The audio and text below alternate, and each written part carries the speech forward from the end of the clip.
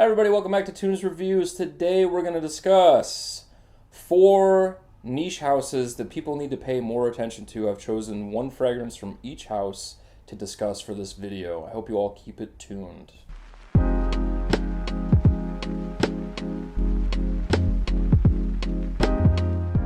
The first fragrance that we're going to discuss today is called Umaguma by Bruno Fazzolari. Now this is a delicious coffee, hazelnut, cacao concoction. It's some cedar. It's a little boozy. It's absolutely delicious. It's wonderful for these colder months that we've got coming ahead in New York. If you are a big fan of those heavier, denser, sweeter, gourmand type fragrances, I think you should definitely check this out. It has a little pinch of some spice, like a cinnamon sort of thing going on, that meshes really well with that boozy quality. There's some woods in there that gives it a nice spine. And it is a really, really, really good fragrance that cuts to the cold. This is also a very good compliment fragrance. I've received several.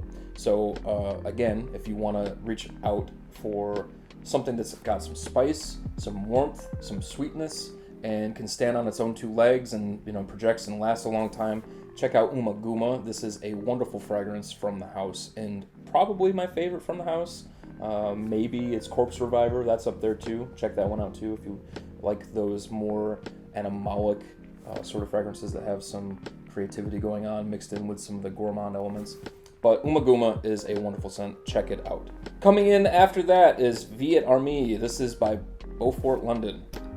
And this is just balls to the wall insanity to me. This is the smokiest fragrance I think I've ever come across.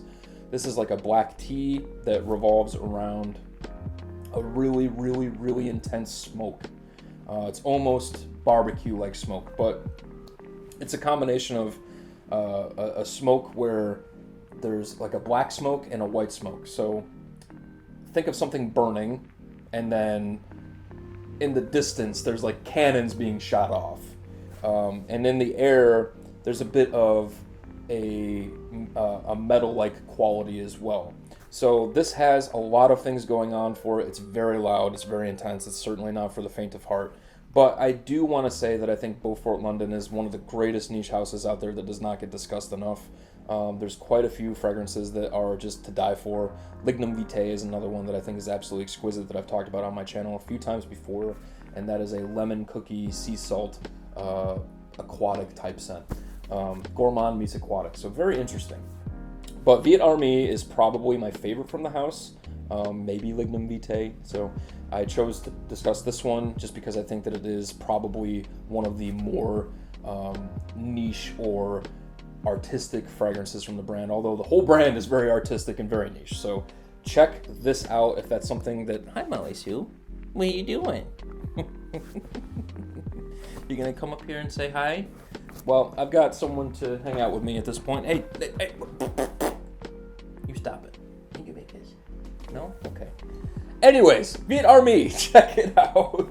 Next that I want to discuss, I think that this fragrance house is a little bit more discussed than maybe the previous 2. Francesca Bianchi. This is called Libertine Neroli. I think that she has quite a few fragrances that are worth mentioning. Under the Skin or Under My Skin, and Sex and the Sea.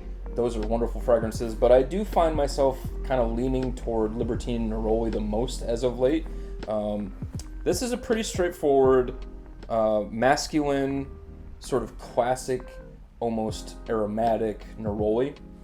And I think that this is an absolutely fantastic citrus daily driver.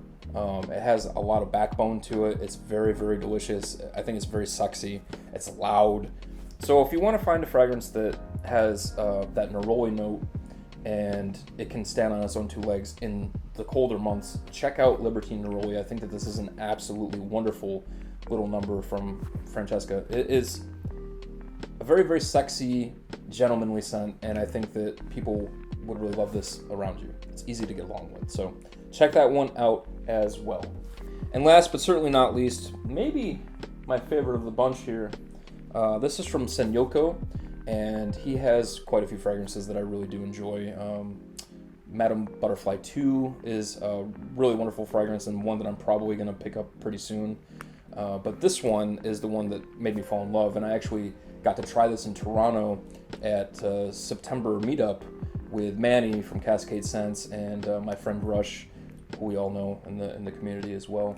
And my buddy Alex and I went up to Toronto to go do this big meetup, and it was a lot of fun. Lots of fragrances I got to try out, and this one was one that I got to try while I was there, and I fell in love, and I ordered it literally that night.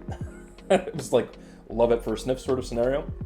And this is Migration de la Arbre, and I'm butchering that name. I know I am. But this is an ozonic sort of pomegranate, cedarwood, oceanic sort of concoction. And it is just gorgeous. This is like spring in a bottle to me. It's as if you're walking the beach, and it's a little crisp and cool out still. So like that late spring, maybe mid-spring sort of vibe where the sun is just coming up and you're walking the beach, but you got a jacket on, and there's that crisp, cool air coming off of the ocean, and maybe there's some cedar trees around in the distance, and you're sipping on something that maybe has a pomegranate sort of flavor to it. That is what's going on with this. I absolutely love it, and it is another one that people tend to love and compliment whenever I wear it. So check that out as well. Senyoko is such a cool house. I hope you all have enjoyed. I'm so glad to be back reviewing, and I will see you all soon. Thanks, everyone. Bye.